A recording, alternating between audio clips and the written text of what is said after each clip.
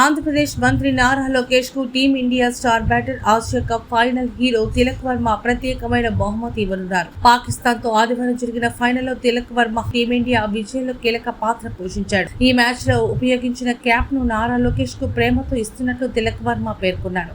ఈ మేరకు తిలక్ వర్మ సోషల్ మీడియాలో ఓ వీడియోను షేర్ చేయగా, ఈ మేరకు నారా లోకేష్ ఎక్స్ వేదికగా ఓ పోస్ట్ చేశారు. తమ్ముడు తిలక్ వర్మ, ఈ బహుమతి నాకెంతో ప్రత్యేకమైంది. చాలా సంతోషంగా ఉంది. స్వదేశానికి వచ్చాక నీ చేతులతోనే నేరుగా తీసుకుంటా ఛాంపియన్ అని నారా లోకేష్ పేర్కొన్నారు.